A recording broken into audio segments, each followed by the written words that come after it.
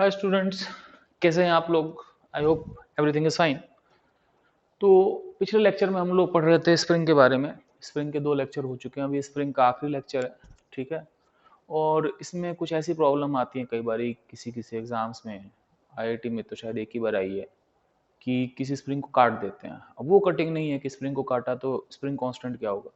ये सवाल थोड़ा अलग होते हैं कि स्प्रिंग को काट दिया तो 2-3 ब्लॉक लगे पड़े हैं, तो किसकी एक्सेलरेशन कितनी होगी, किसकी एक्सेलरेशन कितनी होगी। It's like that.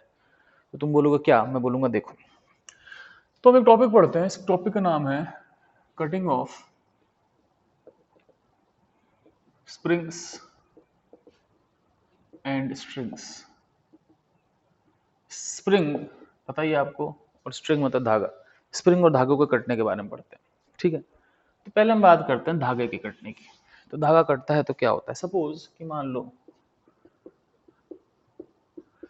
ये एम है, ये एम है। ठीक है।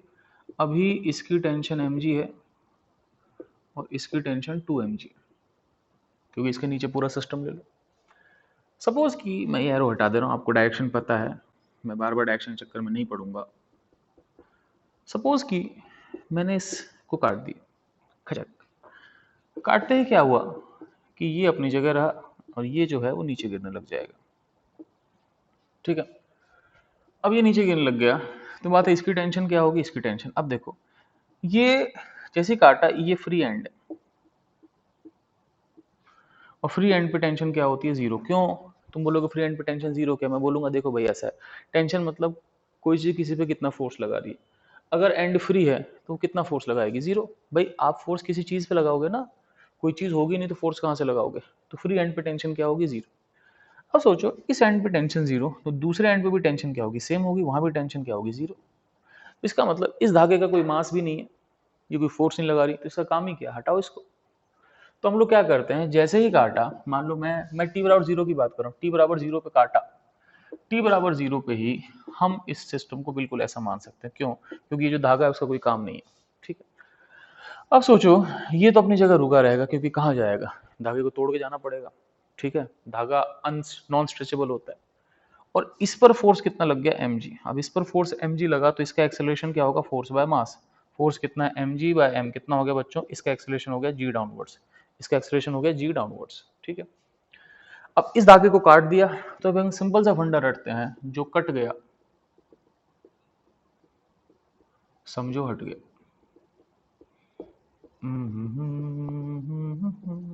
ये धागा कट गया समझो हट गया, इसका कोई काम नहीं, क्योंकि इसका ना कोई फोर्स है, ना कोई वेट है, ना नथिंग। इसको भूल जाओ। जो कट गया समझो हट गया। अब ये गया, अब इसकी टेंशन कितनी होगी, इस पे नीचे फोर्स mg है तो इसकी टेंशन क्या होगी, इसकी टेंशन हो जाएगी mg। ठीक है बच्चों। तो इसकी टेंशन होगी mg। तो कटते ही नीचे वाले की एक्सेलरेशन g डाउनवर्ड्स होगी, ऊपर वाले की एक्सेलरेशन जीरो होगी और टेंशन होगी mg। ठीक है। और फंडा याद किया हमने, जो कट गया समझो हट गया। अब इस धागे की बात करते हैं। जो धागा होता है इसकी टेंशन पहले कितनी थी, 2 mg, और अब इसकी टेंशन क्या हो गई, mg। ठीक है बच्चों।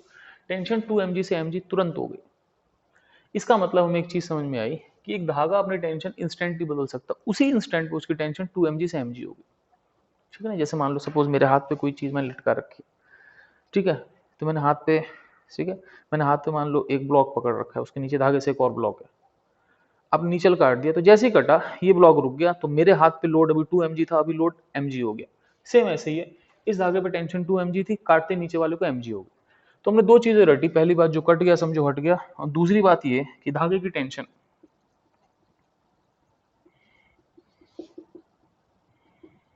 एकदम से बदल सकती है। एक धागे की टेंशन एकदम से बदल सकती है, आपने जैसे ही काटा टेंशन बदल गई। ठीक है। तो ऊपर वाले की टेंशन एकदम से बदल गई और नीचे वाले में जो कट गया समझो हट गया। ठीक है। ये तो हमने क्वेश्चन किया धागे के ऊपर। अब हम ये क्वेश्चन करते हैं स्प्रिंग के ऊपर। मिटा दो इसको।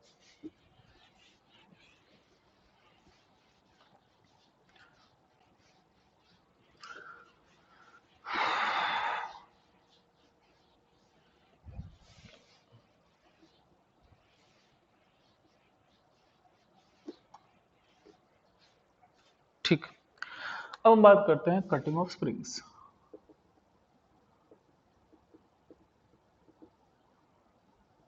स्प्रिंग की कटिंग। अब इस पर भी एक सवाल करते हैं।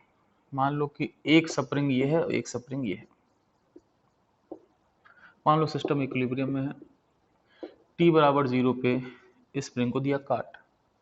कटने से पहले इस स्प्रिंग की टेंशन mg थी और इस स्प्रिंग की टेंशन 2mg थी। जैसे ही काटा,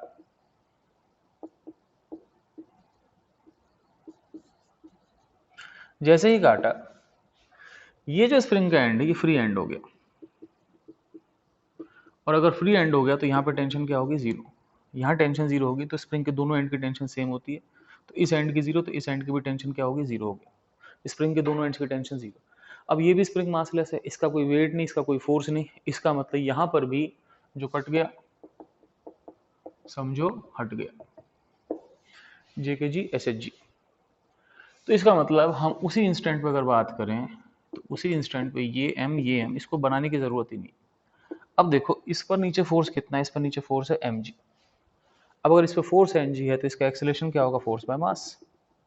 ठीक है बच्चों, अब इस पर फोर्स कितना है? mg को m से डिवाइड किया, कितना एक्सेलरेशन आ गया? g downwards. तो नीचे वाले का एक्सेलरेशन हो गया g डाउनवर्ड्स, ऊपर वाले की। अब यहाँ फर्क है, यहाँ धागा होता तो इसको काटने पे वो ब्लॉक वहीं का वहीं रहता, लेकिन अगर स्प्रिंग है तो आप शायद समझ सकते हो कि जैसे इसको काटोगे ऊपर भगेगा। क्यों ऊपर भगेगा? समझना इस चीज को। मान लो ये स्प्रिंग अगर x खींची है तो इसका फोर्स कितना है? kx, जो कि 2mg है। ठीक है, काटोगे नो डाउट ये ऊपर भगेगा, लेकिन स्प्रिंग का जो फोर्स होता है वो बेसिकली उसके लेंथ पे डिपेंड करता है। अगर स्प्रिंग मान लो 4 सेंटीमीटर खींची है तो उसका फोर्स 2mg है। अगर 3 खींचेगी तो फोर्स कम होगा, 2 खींचेगी फोर्स और कम होगा। जिस इंस्टेंट पे काटा उस इंस्टेंट पे स्प्रिंग एक्स खींची थी। मैं मानता हूं, देखो थोड़ी देर बाद ये एक्स कम हो जाएगा तो फोर्स भी कम हो जाएगा, लेकिन द इंस्टेंट ऑफ कटिंग, जिस इंस्टेंट पे काटा उस इंस्टेंट पे फोर्स के एक्स ही रहेगा। जिस इंस्टेंट पे काटा उस इंस्टेंट पे फोर्स के एक्स ही रहेगा। तो इसका मतलब at the instant of cutting force के एक्स ही है, जो कि 2mg है। तो स्प्रिंग की टेंशन बदलेगी, लेकिन तब जब वो छोटी होगी, लेकिन छोटे होने में एक फ्रैक्शन ऑफ सेकंड का टाइम लगेगा। लेकिन जिस इंस्टेंट पे काटा उस इंस्टेंट पे स्प्रिंग की टेंशन पे कोई फर्क नहीं पड़ेगा। इसका मतलब क्या हुआ कि स्प्रिंग की टेंशन एकदम से नहीं बदलती।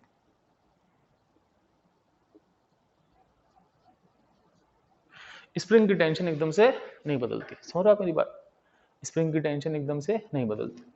तो इस स्प्रिंग की टेंशन एकदम से नहीं बदलेगी, तो ये टेंशन अभी भी कितनी होगी बच्चों? ये टेंशन अभी भी कितनी होगी? 2mg। अब देखो इस पर नीचे इसका वेट है mg। अब इसका एक्सेलरेशन कितना होगा? Force by mass. फोर्स कितना? ऊपर 2mg, नीचे mg। 2mg minus mg by m। इसका मतलब क्या हुआ? इसका एक्सेलरेशन g ऊपर हो गया और इसका एक्सेलरेशन g नीचे हो गया। जैसे ही आपने सिस्टम काटा, नीचे वाला g से नीचे आया, ऊपर वाला g से ऊपर गया। ठीक है, कोई दिक्कत नहीं। तो हमने यहाँ पर फिर दो चीज समझी। पहला जो कट गया समझो हट गया, दूसरी बात स्प्रिंग का फोर्स एकदम से नहीं बदलता। ठीक, हम एक सवाल और कर रहे हैं, फिर एक और सवाल करेंगे, इस लेक्चर को यहाँ खत्म करेंगे।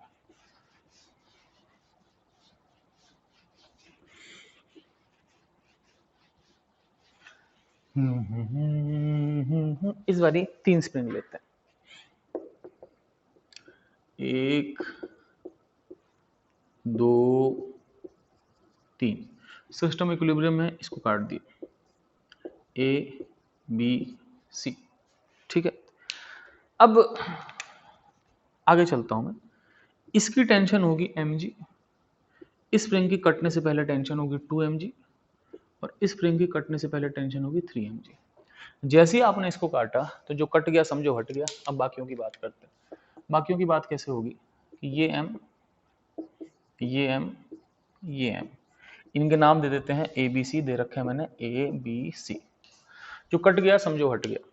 इसकी टेंशन बदलेगी लेकिन उस इंस्टेंट पर नहीं बदलेगी, 3mg रहेगी। इसका वेट mg है, इसका वेट mg है, और इसकी टेंशन mg रहेगी।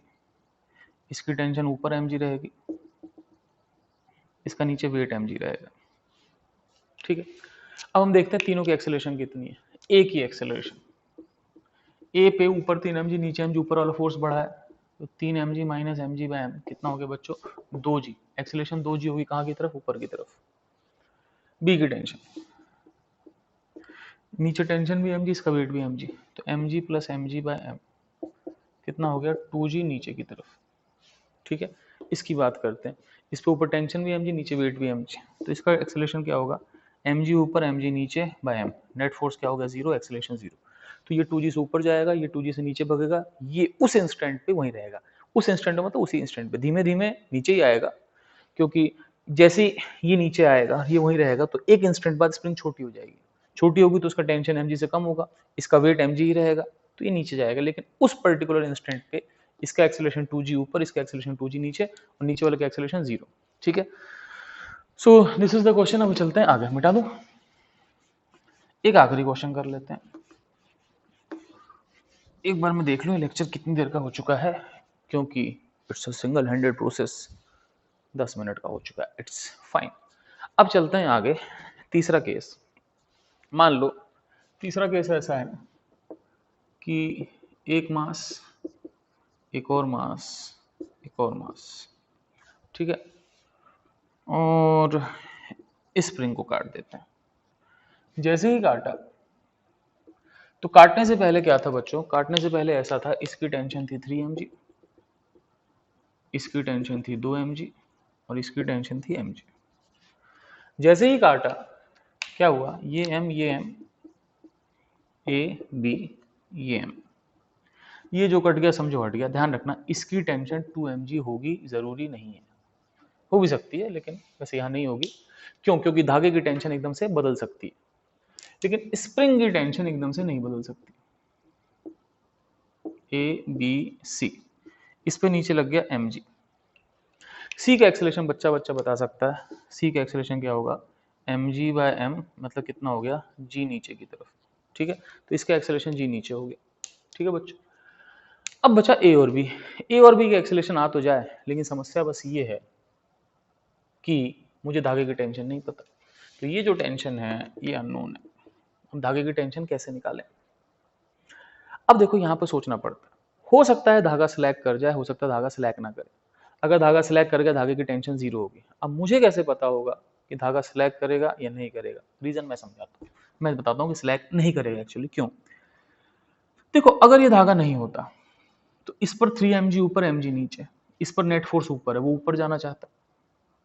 अगर धागा नहीं होता तो ये नीचे जाना चाहता, मतलब धागे को भूल जाए एक बारी, इन दोनों की टेंडेंसी ऑपोजिट जाने की है। तो इसका मतलब अगर धागा नहीं होता तो ये इधर जाते, तो इधर नहीं जा रहे, इसका मतलब धागा ने इनको खींच रखा है। देखो मेरी बात समझना, इससे दो चीजें, अगर एक इधर जाना चाहती है धागा टाइट हो जाएगा, एक इधर जाना चाहती है तो धागा ढीला हो जाएगा। दोनों एक डायरेक्शन में जाना चाहती हैं तो भी धागा टाइट या ढीला हो सकता है। जैसे मान लो अगर आगे वाला तेज चलना चाहती है, पीछे वाली धीमे, तो ये ज्यादा ये कम चलना चाहता है तो धागा टाइट रहेगा। जैसे मान लो सोचो एक आगे गाड़ी एक पीछे गाड़ी है, और दोनों को रस्सी से बांध दिए, आगे वाला एक्सीलेटर दे रहा है 100 के हिसाब से, पीछे वाला एक्सीलेटर दे रहा है 20 के हिसाब से, धागा टाइट रहेगा। लेकिन उल्टा सोचो, आगे वाला एक्सीलेटर दे रहा है 20 के हिसाब से, पीछे वाला एक्सीलेटर दे रहा है 100 के हिसाब से, धागा ढीला हो जाएगा। मेरी बात समझ लो। तो यहाँ पर यही है कि अपने को देखना पड़ेगा कि धागा टाइट रहेगा कि नहीं। धागा तब टाइट रह सकता है जब दोनों अपोजिट डायरेक्शन में हो, या अगर दोनों सेम डायरेक्शन में हो तो आगे वाला ज्यादा चलना चाह रहा हो, क्योंकि अगर आगे वाला कम चलना चाह रहा है, पीछे वाला ज्यादा, तो धागा ढीला हो जाएगा। लेकिन यहाँ तो कोई दिक्कत नहीं, ये ऊपर जाना चाहता है, नीचे धागा टाइट रहेगा, तो धागा टाइट रहेगा तो ये दोनों साथ साथ चलेंगे, ठीक है। तो इन दोनों की टेंडेंसी अपोजिट है तो दोनों साथ चलेंगे। दोनों साथ चलेंगे तो हम क्या करते हैं, इन दोनों को ले लेते हैं एक सिस्टम। तो मैंने दोनों को लिया एक सिस्टम, ठीक है। दोनों को सिस्टम लिया तो ऊपर टेंशन कितना हो गया 3 mg, नीचे क्या हो गया, इन दोनों का वेट 2 mg। यहाँ पे टेंशन है जो मुझे नहीं पता कितनी है, इसको टी डैश बोल देते हैं। अगर इन दोनों को सिस्टम लोगे तो इस सिस्टम का एक्सेलरेशन ऊपर 3 mg नीचे 2 mg, इस सिस्टम का एक्सेलरेशन ऊपर की तरफ आएगा। ये एक्सेलरेशन ए और बी दोनों सिस्टम का होगा, है ना। ए ऊपर होगा मतलब वही ए का एक्सेलरेशन, वही बी का, वही पूरे सिस्टम का एक्सेलरेशन है। और पूरे सिस्टम का एक्सेलरेशन क्या होगा, 3 mg ऊपर 2 mg नीचे बाय m प्लस m, ठीक है। 3 mg ऊपर 2 mg नीचे, ठीक है। Net force by total mass 2m, तो ये हो गया g/2 ऊपर की तरफ। तो सिस्टम g/2 से ऊपर एक्सीलरेट हुआ। अब अगर मुझे कोई कहता है कि बताओ भाई इसमें टेंशन क्या होगी, तो हम टेंशन निकालते हैं। टेंशन कैसे निकालोगे, इट्स सिंपल। कैसे, मैं समझाता हूँ, मैं ये मिटा दूँ, मिटा दूँ, मिटा दूँ। तो टेंशन ऐसे निकालोगे आप कि आप किसी एक ब्लॉक को कंसिडर कर लो, ए को या बी को। ए को कर लेते हैं, ए के ऊपर 3 mg है, जो स्प्रिंग की टेंशन है नीचे इस धागे की टेंशन है, और एक्सेलेरेशन ऊपर g/2 है। और जो b है, b में क्या है बच्चों, b में ऊपर टेंशन है, नीचे b का खुद का वेट है mg, और एक्सेलेरेशन दोनों की g/2 है, दोनों ऊपर जा रहे हैं g/2 से। फिर देख लो a ऊपर 3 mg, नीचे a का वेट भी होगा mg, तो a का नीचे वेट mg, नीचे धागे की टेंशन, ठीक है, ऊपर स्प्रिंग का फोर्स 3 mg। b की बात करूँ तो ऊपर टेंशन, नीचे उसका वेट mg, और एक्सेलेरेशन दोनों की g/2। अब किसी से निकाल लो, आंसर आएगा सेम। कैसे, मैं समझाता हूँ। तो आंसर सेम ऐसे आएगा कि इसको हम मिटाते हैं और लेट्स सी क्या कर सकते हैं। तो पहले बात करते हैं ऊपर वाले की। ऊपर वाले की बात करेंगे तो नेट फोर्स बराबर अब ऊपर वाले पर नेट फोर्स क्या होगा, ऊपर बॉडी ऊपर जाएगी तो ऊपर वाला फोर्स बड़ा होना चाहिए, तो ऊपर होगा 3 mg, नीचे -mg माइनस इस धागे की टेंशन जो नीचे था, 3 mg minus mg minus T बराबर m, m एक्सेलेरेशन की जगह g/2। 3 mg में से mg गया, 2 mg है ना, तो 2 mg माइनस mg/2 बराबर कितना हो जाएगा, t। ठीक है, तो 2 mg minus mg/2 equal to t, तो 2 दूनी 4, 4 में से 1 गया 3 mg, तो ये हो गया 3 mg/2। तो यहाँ से टेंशन 3 mg/2 आ गई। अगर आप इससे निकालना चाहो तो भी आंसर सेम आएगा। ये ऊपर जाना चाह रहा है तो t बड़ा होना चाहिए, तो नेट फोर्स बराबर मा। अब ऊपर जा रहा है तो नेट फोर्स ऊपर ही होगा, तो नेट फोर्स ऊपर क्या होगा, t माइनस mg बराबर m, एक्सेलेरेशन कितना है g/2, 3 t कितना हो गया 3 mg/2। तो यहाँ से आंसर आ गया कि टेंशन 3 mg/2 है। चाहे ऊपर वाले से कर लो चाहे नीचे वाले ब्लॉक से कर लो, आंसर में कोई फर्क नहीं पड़ेगा। तो यहाँ पे स्प्रिंग का पार्ट खत्म हो गया। अब अगले पार्ट में हम लोग पढ़ेंगे सूडो फोर्सेस के बारे में। अभी सूडो फोर्स क्या होते हैं, सूडो की स्पेलिंग SUDO नहीं होती, PSEUDO होती है। पता नहीं इंग्लिश में इतनी कॉम्प्लेक्स स्पेलिंग्स क्यों होती है, आई डोंट नो, बट ऐसा है तो है। तो आप इसको लिख लो और चिल मारो।